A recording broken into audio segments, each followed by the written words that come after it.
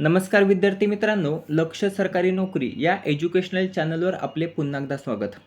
मित्रांनो, आज आपण पोलीस भरती, आरोग्य भरती, रेल्वे भरती तसेच इतर ज्या काही सदस्य भरती असतात बघा, तर त्यासाठी लागणारे आवश्यक असे चालू घडामोडीचे प्रश्न या ठिकाणी आपण कव्हर करून घेणार आहोत.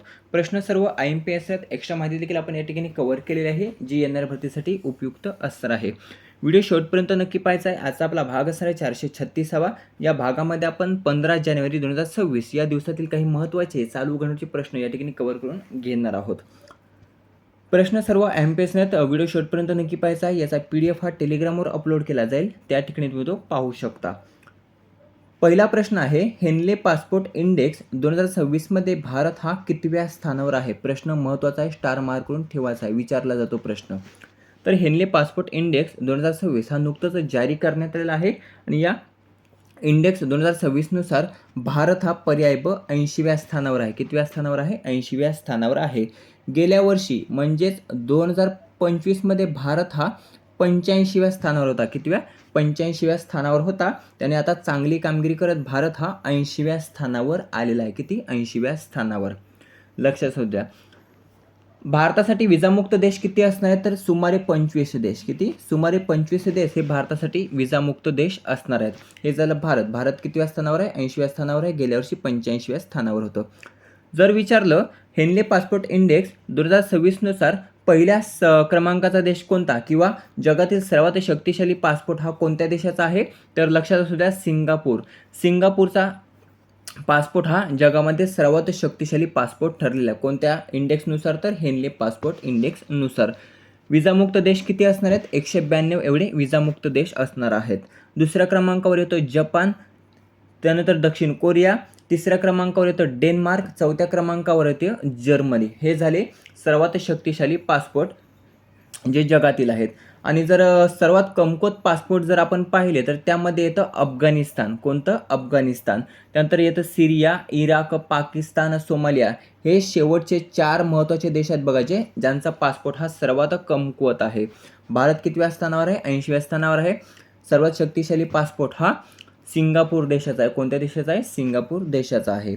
पुढील प्रश्न आहे दुसरा, साताऱ्यातील कोयना धरण जे आहे बघा, कोयना धरण. तर या कोयना धरणाचं नुकतंच नामकरण करण्यात आलेलं आहे. यावर प्रश्न विचारले आहे. तर सातारा जिल्ह्यातील कोयना धरणाचे नामकरण हे नुकतंच काय करण्यात आले आहे? तर पर्याय ड, छत्रपती शिवाजी महाराज कोयना जलाशय. प्रश्न महत्त्वाचा आहे, हमखास विचारला जाईल, कारण जे काही नुकतंच नावे बदलण्यात येतात बघा, तर त्या नावे बदलणाऱ्या ठिकाणांचं बघा हमखास प्रश्न हे परीक्षेमध्ये विचारले जात आहेत. जसं की आपण औरंगाबादचं नामकरण पाहिलं, त्यानंतर धाराशिवचं नामकरण पाहिलं वगैरे. तर ते जे काही महत्त्वाचे नामकरण झालेत बघा आतापर्यंत, तर त्या प्रत्येक नामकरणावर एक प्रश्न हा परीक्षेमध्ये विचारण्यात आला आहे, म्हणजे आला आहे. त्यासाठी हा देखील प्रश्न विचारला जाऊ शकतो. तर साताऱ्यातील कोयना धरणाचं नामकरण हे आता छत्रपती शिवाजी महाराज कोयना जलाशय असं करण्यात आलेलं आहे. पूर्वीचं नाव काय होतं? तर शिवसागर जलाशय. शिवसागर जलाशय हे नाम बदलून आता छत्रपती शिवाजी महाराज कोयना जलाशय असं करण्यात आलेलं आहे. हे जे काही सातारा जिल्ह्यातील कोयना धरण आहे बघा, कोयना धरण, तर हे महाराष्ट्रातील सर्वात मोठे धरण आहे. सॉरी, महाराष्ट्रातील सर्वात मोठे धरण कोणते? तर कोयना धरण हे महाराष्ट्रातील सर्वात मोठे धरण असून देशातील सर्वात मोठे जलविद्युत प्रकल्प जर आपण पाहिला तर तो आहे बघा कोयना. कोयना जलविद्युत प्रकल्प हा देशातील सर्वात मोठा जलविद्युत प्रकल्प आहे. कोणत्या नदीवर आहे कोयना धरण? तर कोयना नदी. प्रश्न महत्त्वाचा आहे, हा देखील प्रश्न विचारण्यात आलेला आहे. कोणत्या नदीवर आहे? कोयना नदीवर आहे कोयना धरण. त्यानंतर जुने नाव होतं शिवसागर जलाशय. कोणत्या जिल्ह्यात आहे? सातारा जिल्ह्यामध्ये आहे. पुढील प्रश्न आहे तिसरा, ग्रीनलँड ॲनेक्सेशन अँड स्टेटहुड ॲक्ट विधेयक कोणत्या देशाने सादर केलेले आहे? प्रश्न अतिशय महत्त्वाचा आहे, त्याचं कारण आपण पुढे कव्हर करणार आहोत. तर ग्रीनलँड ॲनेक्सेशन अँड स्टेटहुड ॲक्ट विधेयक हे नुकतंच पर्याय ड, अमेरिका देशाने सादर केलेलं आहे. कोणत्या देशाने? अमेरिका देशाने सादर केलेला आहे. कशासाठी? तर अमेरिकेला हा जो काही ग्रीनलँड आहे बघा, ग्रीनलँड, तर तो हवा आहे आणि त्यासाठी हा जो काही विधेयक आहे ग्रीनलँड ॲनेक्सेशन अँड स्टेटहुड ॲक्ट, तर हा त्यांनी नुकतंच सादर केलेला आहे. कोणी सादर केलेला आहे? प्रश्न विचारला शकतो. तर अमेरिकन काँग्रेस सदस्य. कोण? अमेरिकन काँग्रेस सदस्य रँडी फाइन. कोण? रँडी फाइन यांनी हे विधेयक सादर केले असून त्याला बघा डोनाल्ड ट्रम्प यांचा पाठिंबा मिळालेला आहे. अमेरिकेचे राष्ट्राध्यक्ष डोनाल्ड ट्रम्प तर यांनी या विधेयकाला पाठिंबा दर्शवलेला आहे. कोणते विधेयक आहे? ग्रीनलँड ॲनेक्सेशन अँड स्टेटहुड ॲक्ट, जे अमेरिकन काँग्रेस सदस्य रँडी फाईन यांनी ते सादर केलेले आहे. विधेयक मंजूर झाले तर अमेरिकेला ग्रीनलँडला त्याचे 51वे राज्य बनवण्याचा अधिकार हा प्राप्त होणार आहे. प्रश्न महत्त्वाचा आहे बघा, यावर एक प्रश्न विचारला जाईल, स्टार मार्क करून ठेवायचा आहे. जेवढी काही अधिक माहिती आपण या ठिकाणी कव्हर करत आहोत बघा, तर ते आपल्याला वहीमध्ये नोट डाऊन करायचे आहे. जर हे जे काही विधेयक आहे बघा रँडी फाईन यांनी सादर केलेले, जर ते विधेयक मंजूर झाले तर काय होणार आहे? तर अमेरिकेला ग्रीनलँडला त्याचे 51वे राज्य बनवण्याचा अधिकार प्राप्त होणार आहे. म्हणजेच ग्रीनलँड हा अमेरिकेचा 51वा राज्य असेल आणि ते प्राप्त करण्याचा अधिकार हा त्या विधेयकानुसार त्याला प्राप्त होणार आहे. हे विधेयक नुकतेच सादर केलेले आहे व ते हाऊस आणि सिनेट दोन्हीकडे मंजूर होणे आवश्यक आहे. अगोदर ग्रीनलँड हा जो काय आहे बघा, तर तो डेन्मार्क देशाचा भाग आहे. कोणत्या देशाचा? डेन्मार्क देशाचा भाग आहे. तसेच जगातील सर्वात मोठे बेट जर आपण पाहिले तर ते आहे बघा ग्रीनलँड, हे जगातील सर्वात मोठे बेट आहे. आता अमेरिकेला हे ग्रीनलँड का हवं आहे? त्याचे 3 सर्वात मोठे फायदे आहेत, ते आपण या ठिकाणी कव्हर करून घेऊया. पहिला फायदा आहे बघा आर्थिकमध्ये त्यांना काय फायदा होणार आहे? तर तेल व खनिजांचे मोठे साठे हे ग्रीनलँडमध्ये आहेत आणि त्यासाठी ते हवं आहे. दुसरं कारण आहे सुरक्षा. रशियन व चीनी नौदल आणि विमानावर लक्ष ठेवणे हे यामुळे सोपे होणार आहे. त्यासाठी देखील अमेरिकेला ग्रीनलँड हे हवं आहे. आणि तिसरं सर्वात मोठं कारण लॉजिस्टिकमध्ये. तर युरोप आशिया दरम्यान जलद आर्क्टिक सागरी मार्ग, व्यापार, लष्करी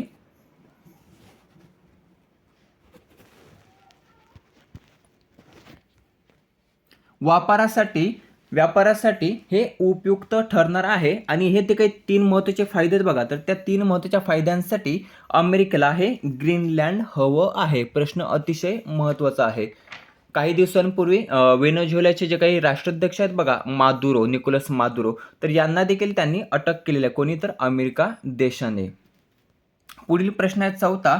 ग्रोक या AI आधारित चॅटबोटवर बंदी आणणारे पहिले देश कोणते ठरलेले आहे? प्रश्न हा देखील महत्त्वाचा आहे, विचारला जाऊ शकतो. तर ग्रोक या AI आधारित चॅटबोटवर बंदी आणणारे जगातील पहिले देश कोणते ठरलेले आहेत? तर बघा उत्तर आहे मलेशिया, इंडोनेशिया. मलेशिया आणि इंडोनेशिया हे बघा ग्रोक या AI आधारित चॅटबोटवर बंदी आणणारे पहिले देश ठरलेले आहेत.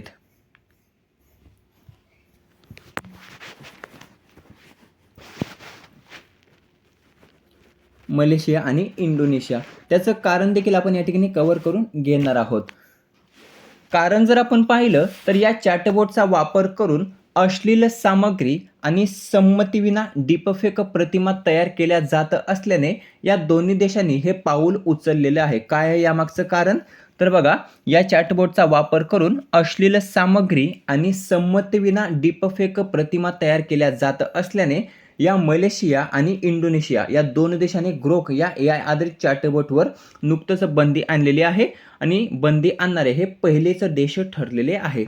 ऑस्ट्रेलिया 16 वर्षाखालील मुलांना बघा सोशल मीडियावर बंदी आणणारा पहिला देश जर आपण पाहिला तर तो आहे बघा ऑस्ट्रेलिया. हे देखील लक्षात ठेवायचं आहे. दोन्ही प्रश्न महत्त्वाचे आहेत. ग्रोक या AI आधारित चॅटबोटवर बंदी आणणारा पहिला देश मलेशिया, इंडोनेशिया. आणि 16 वर्षाखालील मुलांना सोशल मीडियावर बंदी आणणारा पहिला देश आहे ऑस्ट्रेलिया. यावर भारताने देखील एक कडक इशारा दिलेला आहे. लक्षात घ्या, या AI चॅटबोटवर भारताने देखील कडक इशारा दिलेला आहे. त्यानंतर इलॉन मस्क यांनी बघा दिलगिरी आणि क्षमा देखील मागितलेली आहे. पुढील प्रश्न आहे 5वा. 28वी CSPOC परिषद, त्याचा फुल फॉर्म देखील आपण कव्हर करून घेणारच आहोत. तर 28वी CSPOC परिषद ही कोणत्या ठिकाणी आयोजित करण्यात आली आहे? तर ही परिषद आपल्या भारतामध्ये आयोजित करण्यात आलेली आहे. कुठे? आपल्या भारतामध्ये. याचा फुल फॉर्म आहे CSPOCचा तर conference of speakers and presiding officers of the Commonwealth. काय आहे? Conference of speakers and presiding officers of the Commonwealth असा त्याचा फुल फॉर्म आहे, ज्याची परिषद आपल्या भारतामध्ये आयोजित करण्यात आलेली आहे. ठिकाण जर आपण पाहिलं तर संविधान भवन नवी दिल्ली या ठिकाणी याचं आयोजन हे करण्यात आलेलं आहे. यजमान देश आपला भारत आहे. अध्यक्ष कोण असणार आहेत? लोकसभा स्पीकर श्री ओम बिर्ला. ओम बिर्ला हे याचे अध्यक्ष असणार आहेत, जे सध्या लोकसभेचे अध्यक्ष आहेत. कोण आहेत तर ओम बिर्ला आहेत. पुढील प्रश्न आहे 6वा. नुकतंच ITBPचे महासंचालक म्हणून कोणाची नियुक्ती करण्यात आलेली आहे? तर ITBPचे महासंचालक म्हणून नुकतंच पर्याय ब शत्रुघ्न सिंह कपूर. कोणाची? शत्रुघ्न सिंह कपूर यांची ITBPचे महासंचालक म्हणून नुकतंच नियुक्ती करण्यात आलेली आहे. प्रश्न महत्त्वाचा आहे ITBP. प्रवीण कुमार कशाचे महासंचालक आहेत? प्रवीण कुमार हे BSF प्रमुख आहेत. BSF प्रमुख कोण आहेत? प्रवीण कुमार आहेत. त्यानंतर NIAचे प्रमुख अतिरिक्त पदभार हा यांच्यावर सोपवण्यात आलेला आहे राकेश अग्रवाल NIAचे अतिरिक्त महासंचालक बनलेले आहेत. सुनील रामानंद कोण आहेत? उत्तर कमेंट करून सांगायचं आहे. सुनील रामानंद. पुढील प्रश्न आहे 7वा. कोणत्या राज्याचे नामकरण केरळम करण्यासाठी प्रयत्न सुरू आहेत? प्रश्न अतिशय महत्त्वाचा आहे, यावर प्रश्न विचारला जाईल. तर केरळ. पर्याय ब केरळ राज्याचे नामकरण केरळम करण्यासाठी नुकतंच प्रयत्न सुरू आहेत. LDF सरकार. लक्षात ठेवायचं आहे, केरळमध्ये कोणते सरकार आहे? तर LDF सरकार आहे. पिनराई विजयन यांचं ते सरकार आहे. आणि या LDF सरकारच्या प्रस्तावाला भाजपचा देखील नुकतंच पाठिंबा प्राप्त झालेला आहे. या LDF सरकारच्या या विधेयकाला देखील भाजपचा पाठिंबा प्राप्त झालेला आहे. आणि पंतप्रधान नरेंद्र मोदींना पत्र लिहून या प्रकरणामध्ये हस्तक्षेप करण्याची विनंती देखील त्या पत्रामध्ये करण्यात आलेली आहे. केरळ राज्याची स्थापना पाहिली तर 1 नोव्हेंबर 1956 रोजी अस्तित्वात आले. केरळ विधानसभेने ऑगस्ट 2024 मध्ये केरळचे नाव बदलून केरळम करण्याची मागणी करणारा ठराव हा एकमताने मंजूर केला होता. केव्हा? तर ऑगस्ट 2024 मध्ये केरळ विधानसभेने केरळचे नाव बदलून केरळम करण्याची मागणी करणारा ठराव हा एकमताने मंजूर केला होता. स्वतंत्र भारतात नाव बदलण्यात आलेले पूर्व पंजाब हे पहिले राज्य होते जे 1950 मध्ये पंजाब झाले होते. प्रश्न अतिशय महत्त्वाचा आहे, नोट डाऊन करायचा आहे. स्वतंत्र भारतात नाव बदलण्यात आलेले पूर्व पंजाब हे पहिले राज्य असून 1950 मध्ये पंजाब झाले होते. एक महत्त्वाचा पॉईंट जर आपण पाहिला तर तो असा आहे, कोणत्याही राज्याचे नाव बदलण्यासाठी 1953च्या मार्गदर्शक तत्वांमध्ये दिलेल्या तरतुदीनुसार केंद्रीय गृह मंत्रालयाची मान्यता अनिवार्य असते. काय? तर 1953च्या तरतुदीनुसार केंद्रीय गृह मंत्रालयाची मान्यता ही अनिवार्य असते नाव बदलण्यासाठी राज्याची. पुढील प्रश्न आहे 8वा. नीती आयोगाच्या अहवालानुसार देशात निर्यातीमध्ये कोणते राज्य अव्वल आहे? तर नीती आयोगाच्या अहवालानुसार देशामध्ये पर्याय ड महाराष्ट्र हे अव्वल राज्य ठरलेले आहे.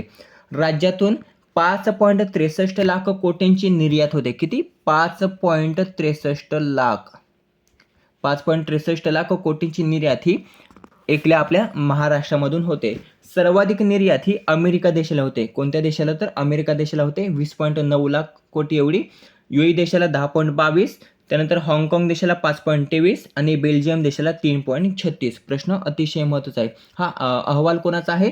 नीती आयोगाचा आहे. नीती आयोगाचे सध्याचे अध्यक्ष कोण आहेत? पंतप्रधान नरेंद्र मोदी हे नीती आयोगाचे अध्यक्ष आहेत. एक प्रश्न विचारला जातो, नीती आयोगाचे अध्यक्ष कोण असतात?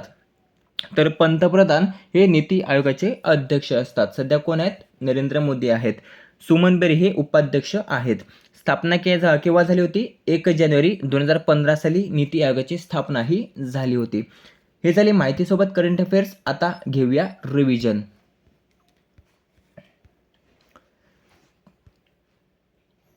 पहिला प्रश्न होता, हेनले पासपोर्ट इंडेक्स 2026 मध्ये भारत कितव्या स्थानावर आहे? पर्याय ब 80व्या स्थानावर आहे. पुढील प्रश्न आहे दुसरा, साताऱ्यातील कोयना धरणाचे नामकरण काय करण्यात आले? छत्रपती शिवाजी महाराज कोयना जलाशय असं नामकरण करण्यात आलेलं आहे. कोयना नदीवर आहे हे कोयना धरण. अगोदरचं नाव होतं शिवसागर जलाशय.